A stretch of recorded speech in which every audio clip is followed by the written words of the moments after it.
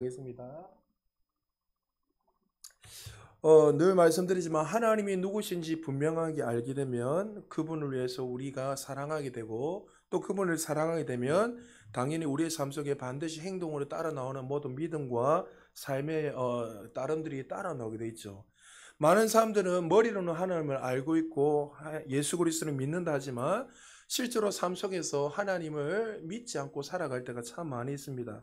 그래서 하나님께 주시는 그 풍성한 삶을 누리지 못하고 마치 하나님이 멀리 계시는 하나님으로 마치 세상 사람들이 믿는 그런 종교적인 열심을 가지고 지성이면 감천이라는 그런 어떤 율법적인 사고를 가지고 신앙생활을 하기 때문에 그들 삶 속에 참된 기쁨이 없다는 거죠.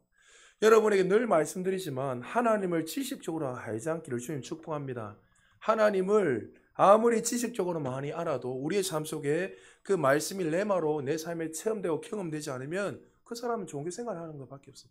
그러니까 기쁨이 없고 감격이 없으니까 내가 정말 주님이 그 사람이 어떤 문제가 일어나면 정말 하나님 살아 계신가 의심을 하게 되기 시작하고 예배를 드려도 기쁨이 없고 감격이 없는 이유는 사실 어떤 무슨 문제가 있는 것이 아니라 근본적으로 본인 자신이 지금 하나님을 향해서 어떠한 자세로 신앙생활을 하고 있는가.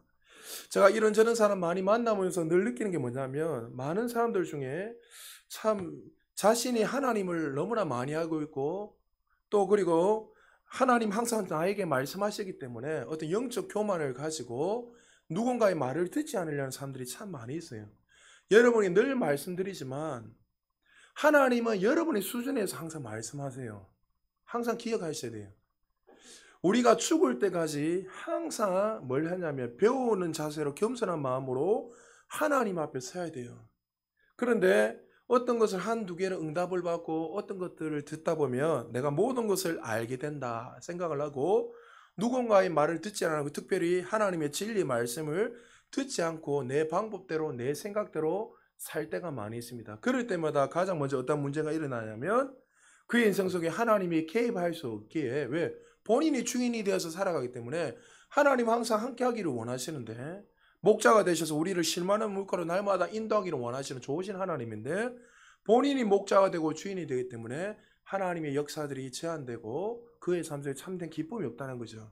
그래서 여러분들은 항상 말씀을 들을 때도 항상 여러분들이 겸손한 마음으로 하나님 말씀하여 주옵소서. 종이 듣겠습니다. 하나님 말씀하여 주옵소서. 하나님 말씀하시면 두렵고 떨리는 마음으로 하나님을 경외하며 예배하는 마음으로 하나님 앞에 내가 삶 속에서 살아가겠습니다. 이런 자들에게 하나님이 더 큰 은혜 부어준다는 거죠. 그래서 여러분들은 항상 여러분의 삶 속에 하나님을 향한 갈망이 일어나고 겸손함으로 주님 앞에 서시기를 주님 축복합니다. 오늘의 본문을 가지고 하나님의 타이밍을 기다리자라는 제목으로 말씀을 전하려고 합니다. 이제 여호수아 3장 1절을 보면 이렇게 시작합니다. 또 여호수아가 아침에 일찍이 일어나서 그와 모든 이스라엘 자손들과 더불어 시딤에서 떠나 요단에 이르러 건너가기 전에 거기에 유숙하니라. 가나안 두 정탐꾼들이 이제 돌아가서 그와 약속을 맺고 지난주에는 그 붉은 깃발이 예수 그리스도의 그 보혈을 의미하고 언약한 그 의미에 대해서 설명을 했습니다. 그리고 여호수아에게 그렇게 있었던 일들을 보고하고 이제 그 붉은 깃발을 달린 그 기생 라합 집은 이렇게 해서 우리가 구원을 싣게 된다는 것을 보고를 했을 것입니다. 그러므로 오늘 본문에서 드디어 이제 젖과 꿀이 흐르는 땅, 하나님 약속한 땅, 그 가나안 땅, 요단강만 지나가면 요단만 건너가면 드디어 하나님이 아브라함을 통해서 수많은 조상들을 통해서 약속하셨던 그 축복의 땅, 그 땅이라는 것은 안전을 이야기하고 하나님의 은혜와 풍성함을 이야기하는데 드디어 이제 그런 은혜들이 부어진 걸 생각하면 얼마나 기쁘겠습니까? 근데 여호수아가 그 일을 하기 전에 요단을 건너기 전에 하는 행동을 어떻게 시작하냐면 여호수아가 아침에 일찍이 일어나서 여러분 신약과 구약은 조금 차이점은 뭐냐면 신약은 그냥 말씀한 대로 어떤 그대로 받아들이면 돼요. 진리를. 그러니까 구약은 어떠냐면 구약은 예표와 어떤 상징적인 것들을 많이 있기 때문에 그래서 여러분 이 구약은 예표한 것들이나 어떤 이 장소나 이런 모든 것들을 우리가 의미를 잘 이해하지 못하면 이 말씀을 이해하기 어렵어요. 신약은 이미 앉아 예수님 오신 예수 그리스도를 이제 드러내고 진리를 그냥 드러내기만 되지만 구약은 예수 그리스도가 아직 오시지 않았기 때문에 수많은 예표와 상징을 통해서 그들에게 영적인 계시를 하시고 수많은 이야기들을 하고 있어요. 그래서 그 이야기 어떻게 보면 공부를 하지 않으면 어려울 수도 있고 지명을 이해하지 못하면 여러분들이 읽으면서 이게 도대체 무슨 내용인지 모르고 읽을 때가 많이 있단 말이죠. 그래서 여러분 여호수아의 큰 주제는 항상 여러분 인식하십시오. 따라합시다. 하나님이 다 하신다. 그러니까 우리는 그냥 하나님이 하시는 것들을 순종으로 걸어가는 길이 이 지금 젖과 꿀이 흐르는 가나안 땅 이야기인 거예요. 통치와 다스림. 근데 오늘도 보니까 여호수아가 아침에 일찍이 일어나서 이 표현을 시작하는데 그냥 스쳐 지나가면 되지 않습니다. 히브리어 단어를 보면 보케르라는 이 단어가 되어 있는데 도대체 그가 아침에 일찍 일어났다 하는 것이 도대체 몇 시인지, 사실 이 말은 새벽을 의미하는데 여러분 이 새벽이라는 의미는 여러분 어떻게 인식을 하고 있는지 모르겠습니다. 히브리인들이 새벽 시간, 새벽 이렇게 이야기하는 것은 항상 인식해야 될 게 뭐냐면 여러분 새벽 기도할 때나 일어나 보면은 여러분 앉아 어두운 밤이 다 지나가고 저기 앉아 어떤 우리 새로운 어떤 태양이 빛나서 하얀 불빛이 떠오르는 게 있죠. 그때를 우리는 새벽을 이야기하는데 여기에서 말하는 건 뭐냐면 이제 어둠이 물러가고 하늘 그 저 멀리에서 희망 빛이 시작되는 그 지점이 바로 히브리인의 개념성에는 새벽이라고 말하고 있습니다. 이 여기서 보케르나 새벽이라는 의미를 지금 여호수아가 이 말을 하는 이유는 뭐냐면 이제 그들의 모든 어두운 그런 암흑 같은 칠흑 같은 모든 것들은 다 끝나고 새날이 시작되었다는 것을 이 보케르라는 단어를 통해서 설명해주고 보여주고 있습니다. 그들의 어둠은 어떤 어둠이었죠?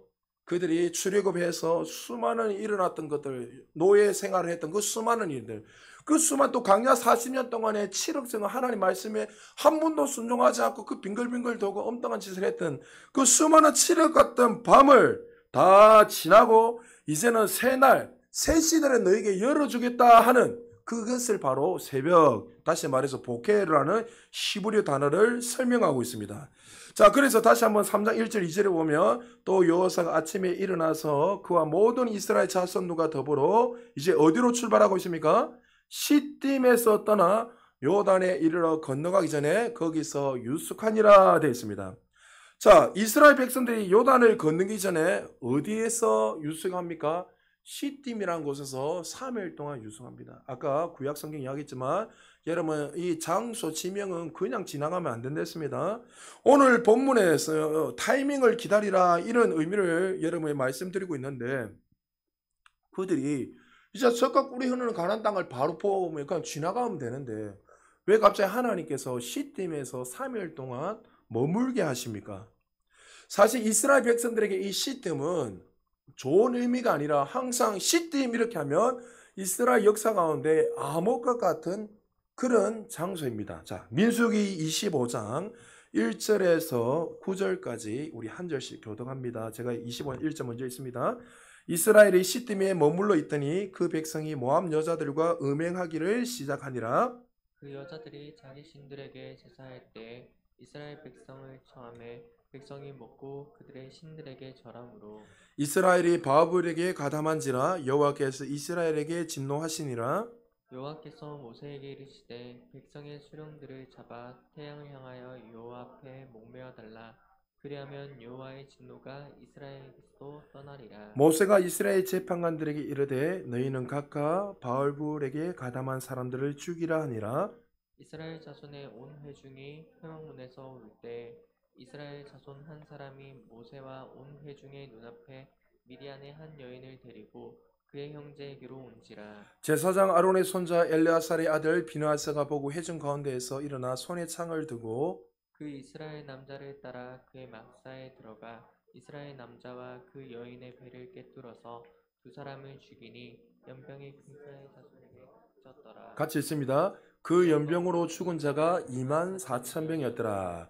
자, 시딤이라는 뜻은 여러분 따라합시다. 작대기, 몽둥이란 뜻입니다. 그러니까 하나님의 그 진노가 이스라엘에게 이렇게 작대기같이 몽둥이로 그렇게 치셨다라는 의미가 있는 것이 시딤인데 그들이 왜 시딤에서 하나님의 벌을 받았습니까? 이스라엘 공동체가 강약 생활 가운데 다시금 생각이나 쉬는 장소 중에 하나가 시딤인데 그게 뭡니까? 자신들이 하나님 유일하신 하나님을 믿고 따라야 되는데 모압 여자들과 음란한 행위를 합니다. 음란한 행위를 한다는 단순 음란했다 이것이 아니라 그들의 신을 받아들이는 행위예요.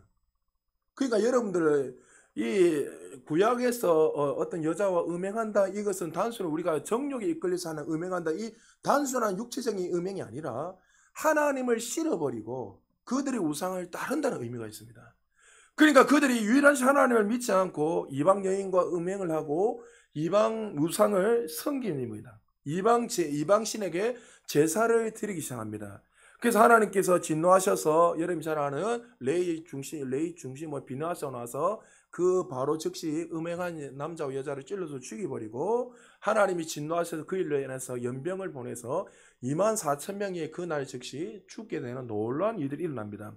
그들은 그래서 시딤이 이 장소를 늘 기억하는 것이 뭐냐면 하나님 앞에 우리가 범죄함으로 말미암아 우리가 이렇게 되었다. 하나님이 몽둥이를 드셔서 우리가 순종하지 않고 이방신을 섬기고 음행한 일을 함으로 말미암아 하나님께서 이곳에서 이러한 이들을 일으키셨다 하면서 그들은 과거에 있었던 이것들을 날마다 지우기를 원했어요. 시뜸하면 그들은 이 과거를 제발 좀 지웠으면 좋겠다. 우리가 하나님 앞에 불순종함으로 우상을 숭배하는 마음으로 이런 이들에 서 그들에게는 괴로운 장소요, 다시는 기억하기도 싫은 장소가 시딤입니다. 근데 하나님께서 이 시딤에서 어떻게 해요? 3일 동안 머무게 하십니다. 왜요? 그것을 통해서 이제 새로운 날을 시작하기 위해서 영적인 의미가 있습니다. 이제 하나님께서 과거에 너희에 있었던 과거에 잘못된 이 모든 것을 다 지워 버리고 이제 하나님께 주신 그 새날을 향해서 달려가게 하기 위해서 그들에게 그 여정 가운데 그것을 보게 하시고 깨닫게 한다는 거예요. 그러니까 여러분 구약은요, 어떤 질명이나 이런 것들 하나하나 자세히 읽어보면 영적인 의미들이 얼마나 많이 담겨 있는지 모릅니다. 뭐 말씀 자체가 다 영적인 말씀이니까. 그러니까 내용을 하나하나 읽으면 그냥 지나간 것이 아니라 하나님이 그들에게 하나하나 메시지를 다 던져주시면서 그것을 통해서 계속 순간순간 인도하시면서 깨닫게 하시고 알게 해주셔서 다시는 그런 범죄를 하지 못하도록 그들에게 계속 예수님이 오시기 전까지 상기시키고 깨닫게 해주십니다. 그래서 그들이 도착한 곳이 어디입니까? 요단입니다. 자, 따라합시다. 요단은 내려놓다. 그러니까 요단의 뜻은 모든 것을 다 내려놓다. 실제로 그 지형이 이렇게 안으로 꺼져 있습니다. 그래서 요단은 다 내려놓다, 내려가다는 뜻을 가지고 있는데 이 요단의 영적 의미가 뭡니까? 너희들이 과거에 있었던 모든 무거운 짐들, 제약들, 험악한 세월들을, 이 아픈 추억들을, 또 제 본성들을 살았던 그 모든 것들을 다 내려놓는 것이 바로 요단입니다. 그래서 요단강 건너서 만나리 할 때 요단강은 사실 여러분 그 의미가 아니라는 거예요. 우리가 볼 때는 어떻게 해요? 우리가 새롭게 되는 것이지, 맞죠? 새롭게 됨으로 말미암아 예수 그리스도 그 보혈의 피로 나중에 설명 예수 그 보혈의 피로 말미암아 그것에서 모든 대들이 그 과거의 모든 것들 다 씻음을 받고 이제 새롭게 출발한 하나님 다스림과 통치하는 가나안 땅인들의 새롭게 통치되는 그 나라를 들어가기 위해서 그 요단이 필요한 거지. 우리는 자꾸 요단강 건너서 만나리 하면 주님 만나면 죽는다는 의미를 가지고 너무나 성경과 맞지 않는, 그래서 원어나 여러분들 그 찬양에 보면 영어에 보면 그렇게 되어 있지 않습니다. 축복의 땅 뭐 이렇게 다르게 의미하고 있는데 한국 분들이 이상하게 해석을 해가지고 그렇게 되어 있습니다. 자, 그러니까 시딤은 하나님의 채찍과 방망이 같은 그 괴로운 축의 장소를 떠나서 이제 하나님이 약속하신 적과 꿀이 흐르는 땅 가나안 땅에 들어가려면 그 모든 짐들을 다 내려온 장소가 바로 요단입니다. 근데 여러분 지금 요단에서 가나안 땅에 바로 들어가면 되는데 하나님이 그곳에서 어떤 일을 하시죠? 다시 한 번 더 우리 3장 1절 2절 같이 한번 읽어볼까요? 시작. 또 여호수아가 아침에 일찍이 일어나서 그와 모든 이스라엘 자손들과 더불어 시딤에서 떠나 요단에 이르러 건너가기 전에 거기서 유숙하니라. 사흘 후에 관리들이 진중으로 두루 다니며 자, 최소 200만이 넘는 사람들, 장정 60만 명에다가 어린아이 빼고 아이들 다 빼고 그런데 60만 명이는데 다 합치면 최소 200만이 넘는 그 어마어마한 사람들이 지금 어떻게 해요? 바로 달려가면 되는데 하나님이 요단강 앞에 건너지 않고 그 앞에서 가나안 땅을 바라보면서 3일 동안 머물러 있으라고 이야기합니다. 여러분 한번 생각해 보십시오. 이제 하나님이 약속한 그 땅, 축복의 땅이 바로 앞에 보이면 우리 같으면 어떻게 할까요? 바로 달려가야 되잖아요. 근데 하나님이 머물라고 합니다.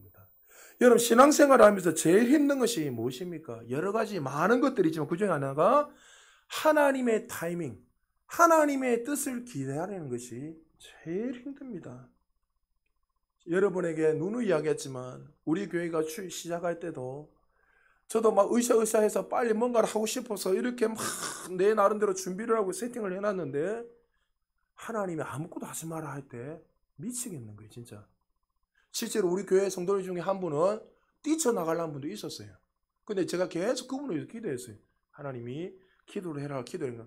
한참 지나서 그분에게 뛰쳐나가려 했지요. 그러니까 목사님 어떻게 하셨지요? 왜요? 개척을 시작하면 으쌰으쌰하고 뭐 지금 파이팅하고 앞으로 가야 되는데 하나님이 아무것도 하지 말하니까 미쳐버린 거예요. 저부터가. 성향 자체가.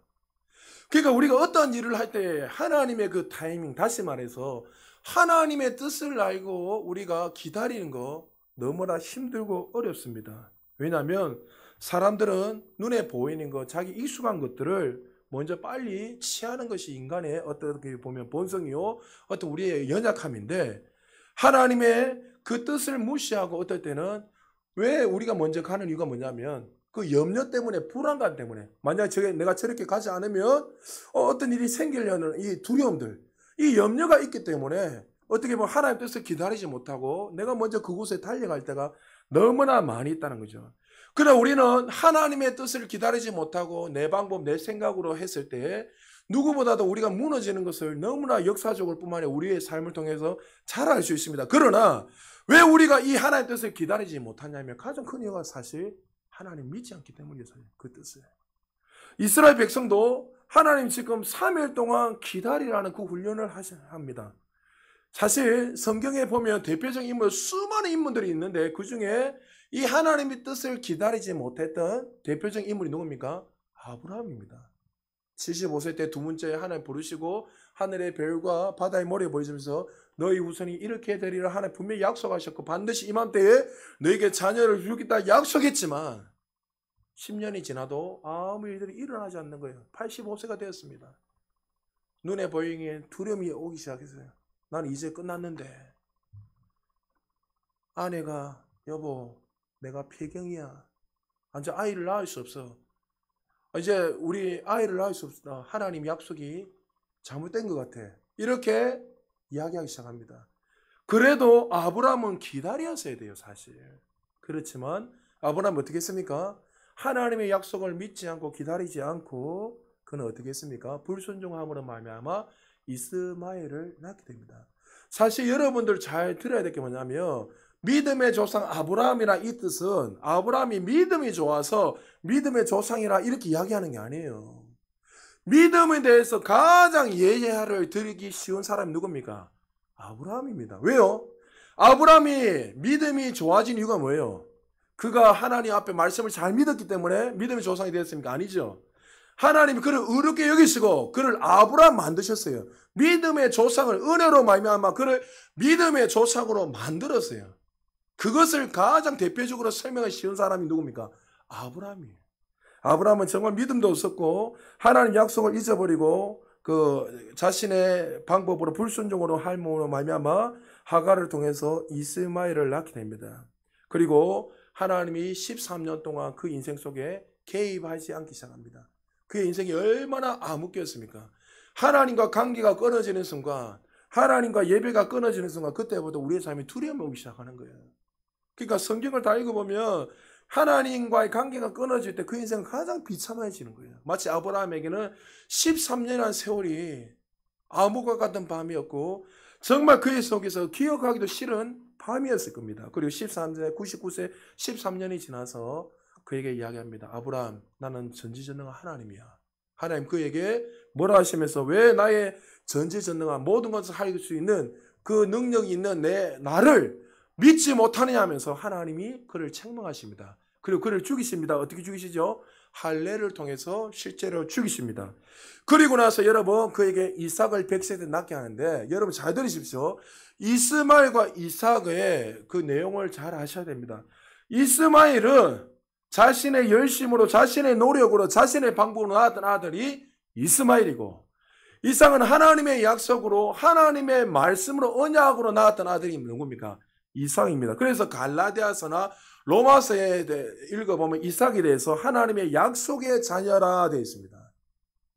우리가 하나님의 뜻을 기다리지 못하고 하나님의 타이밍을 기다리지 못하고 내 방법 내 뜻대로 살아가게 되면 이스마엘을 낳는 그런 폐단이 일어납니다. 이스마엘을 낳음으로 말미암아 지금 역사의 물줄기 어떻게 되어 있죠? 지금도 이스마엘의 후손과 이삭의 후손이 중동 지역에서 전쟁이 일어나요. 지금도 끊임없이 일어나고 있습니다. 그러니까 여러분 항상 역사는 우리가 그것을 증명하는 불순종을 인해서 여러분 때는 일어나지 않을지 알지 모르겠지만 반드시 여러분이 어떤 것을 심었을 때 시간이 지나고 나면 반드시 그 심은 그것들이 결과들이 반드시 역사를 통해서 증명되고 나타나는 거예요. 여러분에게 늘 말씀드리면 지금 여러분이 어떤 것을 심냐에 따라서 인생이 달라지면 나중에 여러분 항상 말씀을 통해서 좋은 것들을 심기를 주님 축복합니다. 하나님의 타이밍을 기다릴 줄 알아야 됩니다. 그리고 또 여러분이 잘 아는 누굽니까? 성경에 보면 하나님의 타이밍을 기다리지 못하고 사고친 대표적인 인물 중에 한 분이 바로 사울 왕입니다. 여러분 블레셋 전쟁이 일어났습니다. 사울이 2년이 지났어요. 왕이 된 지 2년 차가 됐을 때 그가 뭘 알겠으면 참 겸손한 사람이었고 정말 누구보다도 하나님을 사랑했고 백성을 사랑했던 사람입니다. 근데 2년이 지났는데 이제 드디어 블레셋이 와서 전쟁을 항우를 하니까 그가 빨리 나가서 전쟁을 치러야 돼요. 군사가 얼마인가 숫자를 타이밍가 어마어마한 군사들이 있는 걸 알고 그런데 전쟁을 치르기 위해 반드시 하나님 앞에 예배해야 돼요. 예배할 때 반드시 누가 있어야 됩니까? 제사장. 사무엘 선지자가 반드시 거기에서 하나님 앞에 제사를 드리고 하나님 뜻이 무엇인지 알고 난 후에 전쟁을 해야 되는데 블레셋 사람들이 와서 계속 향호를 하고 조롱을 하고 하니까 사람들이 무서워서 도망가기 시작합니다. 군사들이. 그런데 7일을 기다렸어요. 7일을 기다려도 사무엘 선지자가 오지 않으니까 너무나 답답해서 그가 대신해서 자기가 하나님 앞에 예배드립니다. 우리가 볼 때는 참 이거 왕이 예배드릴 수 있죠. 이렇게 생각하지만 왕이 해야 될 게 있고 제사장이 해야 될 거 분명히 자신에게 주어진 일들이 있단 말이죠. 그런데 7일이 지나서 드디어 사무엘 선지자가 도착하고 왕이 제사를 드린 걸 보고 그를 대노하며 책망하기 시작합니다. 왕이 어떻게 하지 말아야 일들을 하느냐. 당신의 때는 이제 끝났다면서 하나님 당신을 버렸다면서 안타까워합니다. 사울이 망한 이유가 뭐지요? 하나님의 뜻을 믿지 않고 기다리지 않았기 때문입니다. 여러분 우리가 인생을 살아가다 보면 순간순간마다 우리가 하나님의 뜻을 놓치고 내 방법대로 내 뜻대로 살아갈 때가 참 많이 있습니다. 그래서 여러분이 하겠지만 우리가 성령 충만하지 않으면 함부로 결정하시면 안 돼요. 평소에는 하나님의 뜻대로 살지 않다가 기도 갑자기 하다가 어떤 거 딱 경험 뭐 하는 가지 듣고 이렇게 해야지. 여러분 항상 위험하대요. 제가. 여러분 평소에 늘 주님을 인식하고 늘 주님 우리에게 말씀하시지만 평소에는 여러분 하나님과 상관없이 살다가 그냥 잠시 찰나에 들었던 거 그걸 가지고 하나님 뜻이다 이런 게 상당히 위험해요. 성령 충만할 때 하나님 뜻을 분명히 깨달았을 때 여러분 그것을 순종하며 걸어가는 것이 여러분의 삶의 가장 축복이라는 사실을 기억해야 됩니다.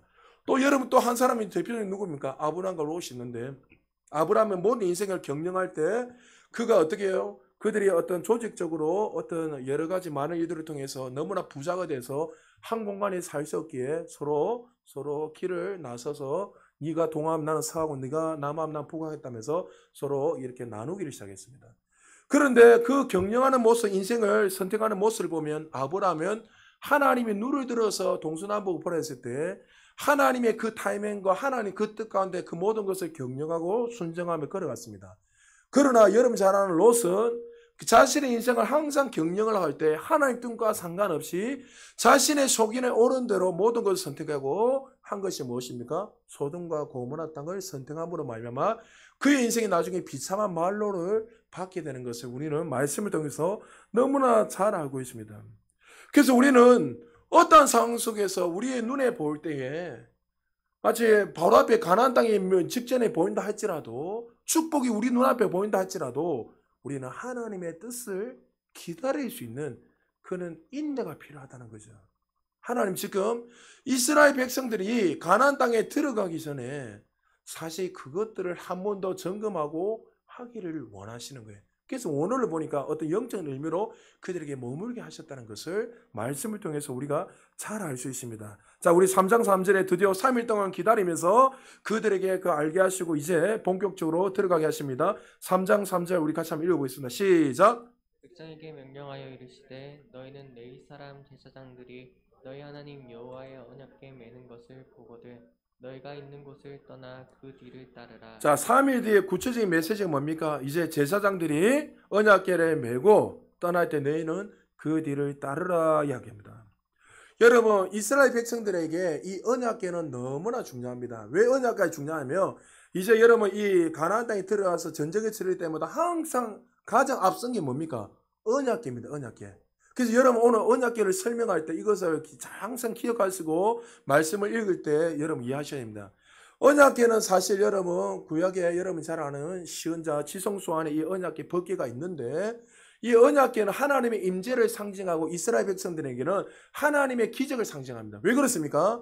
여러분 이 하나님의 임재가 있는 거, 이 법궤가 항상 앞설 때마다 그들은 백정백승했습니다. 근데 나중에 여러분 잘 알다시피 그들이 종교적인 생활을 하고 하나님과 상관없이 법궤를 그냥 껍데기로만 바라보고 정말 그 언약궤를 통해서 일하시는 하나님을 보지 않고 종교적으로 그들이 믿고 살아갈 때 어떻게 됐습니까? 그들이 하나님과 상관없이 언약궤에 제일 앞섰을 때 그들은 망했습니다. 그래서 나중에 언약궤를 뺏기는 거 아시죠? 그러나 언약궤는 항상 그들의 인식 속에는 하나님의 임재와 기적을 상징하고 있습니다.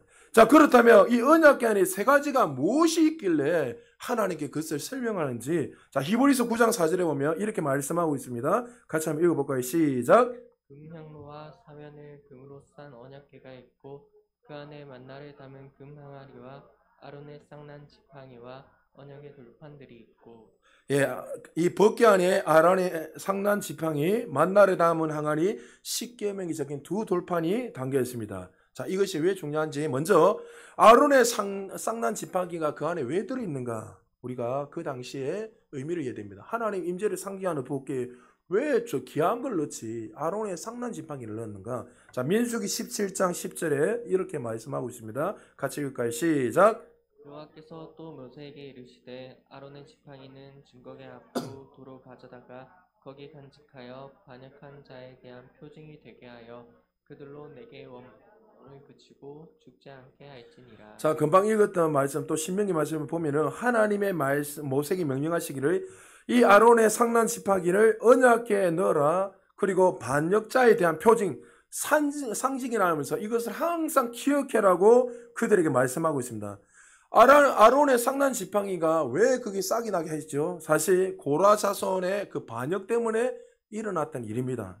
고라 자손이 모세의 지도력에 그 의구심을 가져서 왜 모세만이 리더가 되느냐? 우리도 리더가 될 수 있고 우리가 이끌 수 있는데 왜 모세가 그 일을 하냐면서 반역을 일으켜서 자기들이 그 뺏으려고 합니다. 사실 모세의 지도력에 대해서 그들이 원망하고 불평하는 것이 아니라 모세를 원망하는 것은 사실 누구를 원망하고 있는 거예요? 하나님을 향한 불신이었어요. 불순종이었어요. 하나님이 축복의 땅 인도에 내놨고 왜 우리에게 이렇게 이상한 짓을 하고 하느냐 하는 그 원망. 그래서 그것을 하나님이 진노하셔서 고라 자손을 그 무수히 수없이 다 죽여버립니다. 나중에 조금 자녀도 후손들만 남겨놨지만 거의 다 죽여버립니다. 그래서 하나님께서 그 사건을 통해서 그 지팡이에게 리더들에게서 죽은 지팡이를 가지고 이 지팡이에서 쌍난 지팡이가 싹이 났을 때 그 사람이 하나님 선택한 사람이고 하나님 함께 하신 사람이라 했을 때 나중에 그 지팡이를 누가 가지고 있었습니까? 아론을 통해서 싹이 나서 하나님이 그들과 함께 하신다는 것을 보여줍니다. 그래서 여러분 이 아론의 쌍난 지팡이 언약궤에 넣었던 이유는 항상 고라 자손들의 이 폐역함을 고발하고 설명하고 있는 거예요. 그리고 두 번째는 뭘 담겠죠? 만나를 담은 금 항아리를 언약궤에 넣었습니다. 여러분 하나님의 은혜로 말미암아 그들이 출애굽하게 되었고 그들이 홍해를 건너는 동안에 하나님의 그 말씀을 한 번이나 순종한 적이 있습니까? 없습니까? 없습니다. 그들이 출애굽하고 그들이 광야 생활 40년 동안 먹이시고 입히시고 했지만 그들은 늘 오만 불평했어요. 그러면서 그들이 출애굽하고 나니 하나님께 뭐랍니까? 하나님 우리가 애굽에 있을 때 고기 감아 있을 때가 더 좋았습니다. 하나님 우리에게 떡 주시면 고기 주시면, 물 주시면 우리가 열심히 주님을 따르겠습니다. 그래서 하나님이 그들에게 물도 주시고 떡도 주시고 고기 주셨어요. 근데 그들은 한 번이라도 하나님 말씀을 따랐습니까? 안 따랐습니까? 따르지 않았습니다. 마치 이런 거지요. 오늘날로 말하면 하나님 우리 자녀들 좋은 대학에 들어가기만 하면 내 소원 들어주시면 내가 주님을 잘 섬기겠습니다. 우리의 남편 좋은 직장에 들어가서 연봉 몇 억씩 받으면 하나님 내가 주님 말씀 잘 따르겠습니다. 우리 자녀들이 더 좋은 직장에 들어가기만 하면 내가 주님 말씀을 잘 따르겠습니다. 그런데 이스라엘 백성들은 한 번도 하나님이 그들에게 모든 걸 주시고 했지만 떡을 주시고 먹이 주시고 입혀 줬지만 한 번도 그들은 하나님의 말씀을 순종하지 않았습니다. 그래서 신명기 8장 3절 4절의 이유 보면 사람이 떡으로만 사는 것이 아니라 하나님의 진리 말씀을 산다. 그러니까 뭐예요?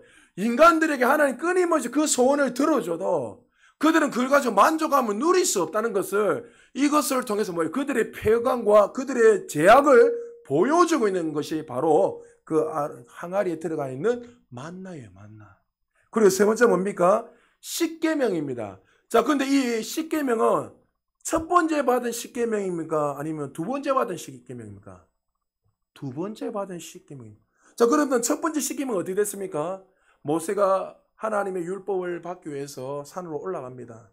올라가서 오랜 시간 동안 내려오지 않자 이스라엘 백성이 뭘 하기 시작합니까? 밑에서 아론의 중심을 해서 금송아지를 만들어서 이 송아지가 누구예요? 하나님이시다 하면서 하나님의 말씀을 거역하고 엉뚱한 짓을 하기 시작합니다. 그리고 하나님이 모세에게 빨리 내려가라.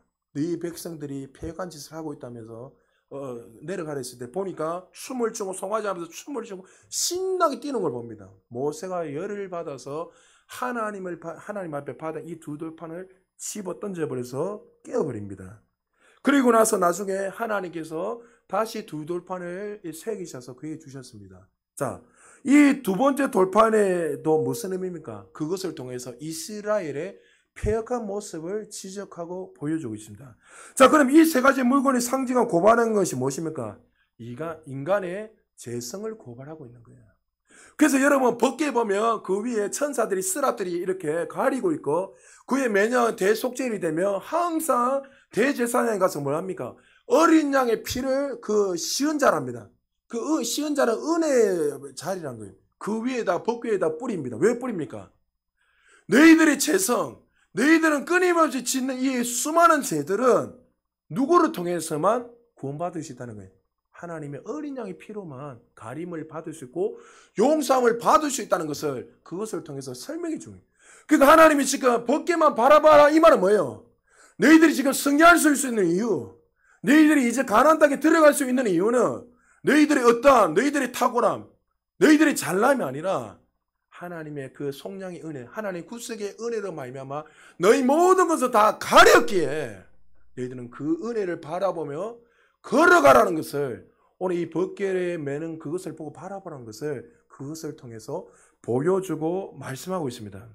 사랑하는 여러분, 단순히 이 벗개는 하나님 임재를 상징할 뿐만이 아니라 그것을 통해서 우리의 재성을 고발하고 우리는 이 땅에 살아갈 때 하나님의 은혜 없이는 살아갈 수 없는 존재라는 것을 기억합니다. 그리고 나서 그 어깨를 메고 요단강을 건너가려 하는데 요단강은 아까 어떤 의미죠? 이제 우리가 과거 있었던 그 모든 것을 다 죽이고 이제 하나님의 은혜로 말미암아 새롭게 되는 장소가 바로 요단강입니다. 우리의 삶 속에서 아직도 요단강에 머물러 있는 사람이 많이 있습니다. 여전히 거듭난데 불구하고 정말 여전히 과거에 있었던 그 죄성들 마치 하나님 다 용서해 준 데 불구하고 과거에 어떤 출애굽하지 못하는 수많은 그것을 가지고 요단강에 머물러 있는 분이 계시지 않는지는 모르겠습니다. 하나님 우리가 말씀하십니다. 거기서 너는 벗어나서 이제 하나님의 벗개 중심으로 주님을 바라보면서 전진해라고 말씀합니다. 그리고 벗개를 바라보라고 하나니 한 가지 더 한 이유가 뭐냐면 5절에 보면 너희들은 성결하라 이렇게 한 가지 더 그들에게 지적합니다. 요단강을 건너기 전에 이제 하나님의 그 구속의 은혜와 그 사랑을 바라보고 너희에게 나아가라 하면서 성결하라. 성경에서 성결하라 거룩하는 의미는 항상 누구와 연계되냐면 하나님의 자녀들, 하나님의 백성들에게 연계되어 있습니다. 우리가 도덕적으로 무엇을 이렇게 하는 것이 아니라 이제 거듭난 하나님의 자녀들은 이 땅에 살아가면서 어떻게 살아야 될 것을 보여주고 있는 거예요. 어떻게 살아야 됩니까? 하나님의 자녀들은 이제 하나님의 자녀다운 삶을 살아야 돼요. 내가 거룩한 백성이 되었으니 이제 하나님의 은혜로 말미암아 하나님의 다스림과 하나님의 통치를 말이에요. 그래서 신랑 대신 그 예수 그리스도, 우리는 신부 대신 신부되는 저와 여러분이잖아요. 그럼 신부되는 사람은 어떻게 살아야 돼요? 신랑의 그 마음에 흡족하게끔 살아야 돼요. 흡족하다는 뭐예요? 이제 그분이 내 안에, 내가 주님 안에 살면서 그분의 다스림과 그 통치 안에서 누리며 살아가는 것이 바로 어디예요? 젖과 꿀이 흐르는 가나안 땅이에요. 다시 말해서 저와 여러분이 거듭나게 됐다면 이제는 어떻게 살아야 됩니까? 법궤를 바라보라는 것은 이제 우리의 힘으로는 결단코 의에 이룰 수도 없고 구원에 이룰 수 없기에 이 법궤를 보면서 내 아이 재성을 날마다 돌아보고 여러분 죄인으로 돌아가는 이 의미가 아닌 거예요.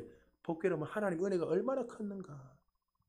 하나님의 은혜가 우리의 모든 예수 그리스도 보혈의 피에 우리 모든 죄를 가렸기에 우리가 이 시간에 걸어갈 수 있고 호흡할 수 있고 그 축복의 땅을 날마다 누릴 수 있구나. 그러니 이제는 우리는 어떻게 해요? 날마다 주님 앞에 성결함으로 그 은혜를 누리면서 하나님의 자녀다운 삶을 살게 될 때에 우리를 통해서 하나님 약속하신 그 축복의 그 은혜들이 날마다 넘치도록 부어준다는 거예요.